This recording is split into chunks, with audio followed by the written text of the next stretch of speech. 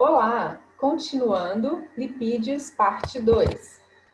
Nesta aula, vamos falar sobre a nomenclatura dos ácidos graxos, ponto de fusão e ebulição destas substâncias e também sobre outros tipos de lipídios, as ceras, os fosfolipídios e os terpenos. Vamos começar, então, com a nomenclatura. Vamos prestar bastante atenção como é feita, essa nomenclatura. Existem duas maneiras diferentes para dar nome a esses compostos. A numeração delta, onde o carbono número 1 é o primeiro carbono do grupo funcional, né? Então, aqui o carbono da carbonila. E no outro tipo, na numeração N ou ômega, o primeiro carbono é da extremidade da cadeia, tá? É o último carbono. Então, o CH3 seria o carbono número 1, correto? Vou dar um exemplo agora para o ácido linoleico. Olha só, gente, vamos entender aqui como eles colocam, né, a designação do esqueleto carbônico. 18, 2 pontinhos 2. O que significa isso? 18 é o número de carbonos total da molécula, 2 é o número de insaturação, e o delta aqui é o posicionamento das ligações duplas. Então, a ligação dupla encontra-se uma no carbono 9 e a outra no carbono 12, certo? Então, isso começando a contar a partir do carbono da carbonila. Já no sistema ômega, então nós temos aqui ômega 6, quer dizer que, começando a contar da extremidade da cadeia, no sexto carbono tem a insaturação, né? Então, esse ômega aqui, gente, é como são conhecidos, né? Os óleos ômega 3, ômega 6, que são aqueles que são benéficos para a nossa saúde, né? Então, vem daí, né? Vem da nomenclatura dessas substâncias. Bom, pessoal, deixa eu mudar aqui o posicionamento. Ok, então vamos lá. Vamos ver essa designação aqui, olha. 9, 12. Então, começando a contar desse carbono, né, do grupo funcional, nós temos 1, 2, 3, 4, 5, 6, 7, 8, 9. A primeira dupla. Depois, 10, 11, 12, a segunda dupla, certo? Bom, e no sistema ômega, nós temos 1, 2, 3, 4, 5, 6. Certinho? Muito bem, gente. Vamos falar um pouquinho sobre as propriedades físicas, né, dessas moléculas, dos ácidos graxos. Vamos acompanhar aqui o número de átomos de carbono nessas estruturas. Então, para essa sequência, nós temos aqui, para as moléculas saturadas, de 12 a 20 átomos de carbono. Então, veja que a cadeia carbônica, ela é crescente, certo? E o que vai acontecer com o ponto de fusão? Veja, ele passa de 44, vai aumentando até 77, né? Isso o que acontece, gente? Com o aumento da cadeia carbônica, né? Nós vimos isso lá em propriedades físicas dos compostos orgânicos. Nesse caso aqui, nós temos dois fatores influenciando esse aumento. O aumento da massa, né? O aumento da massa molar dessas substâncias, né? Ou massa molecular, e também o aumento da superfície de contato, né? Porque uma cadeia maior vai ter uma maior superfície de contato de uma molécula com a outra. Bom, agora considerando moléculas que têm a mesma massa, tá? A mesma massa molecular, por exemplo, aqui 16 átomos de carbono, o ácido palmitoleico, né? E o ácido palmítico, correto?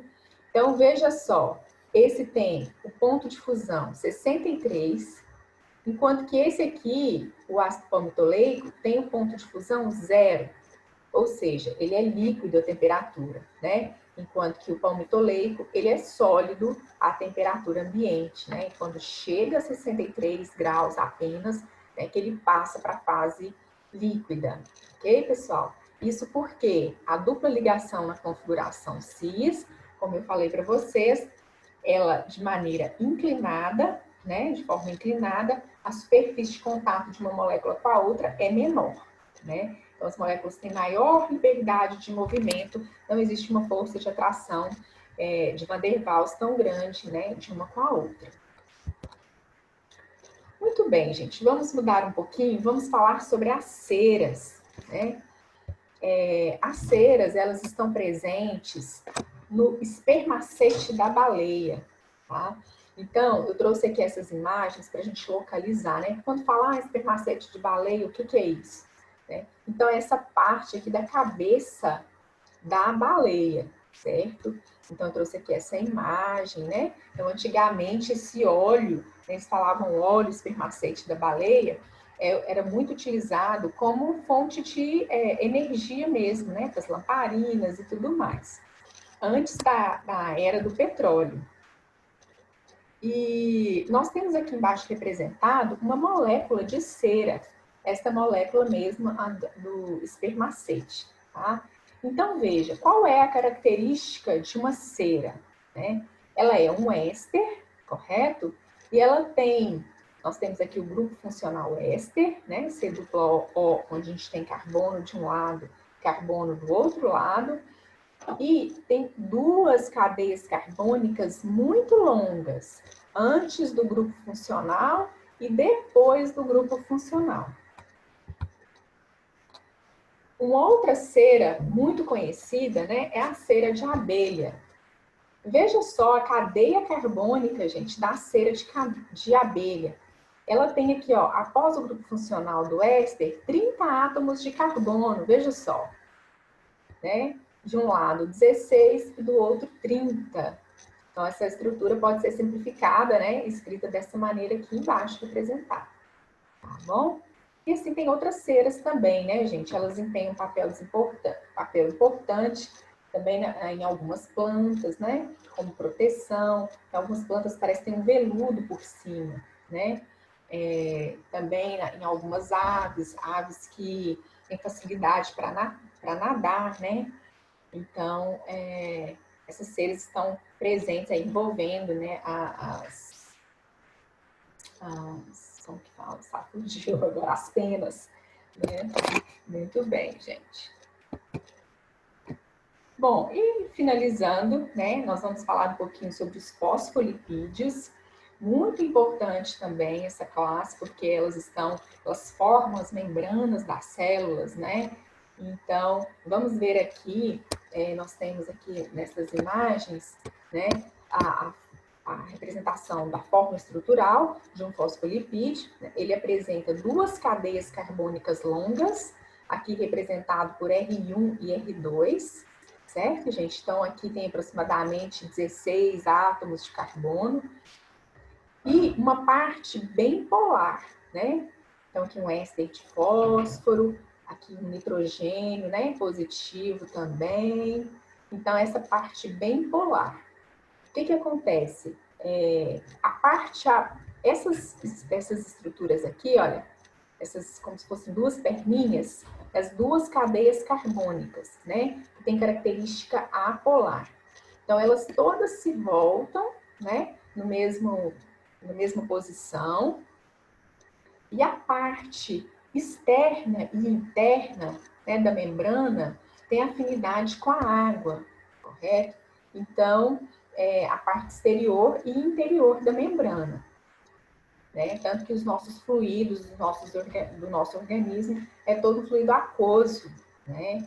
Então, por isso essa organização, né, da membrana dessa forma. Ok, gente? Bom, pessoal, vamos falar também, achei que já tinha terminado aqui, achei que ia finalizar com os fosfolipídios, mas na verdade nós vamos finalizar com os terpenos, né? Então, eu coloquei aí essa imagem bem interessante, né?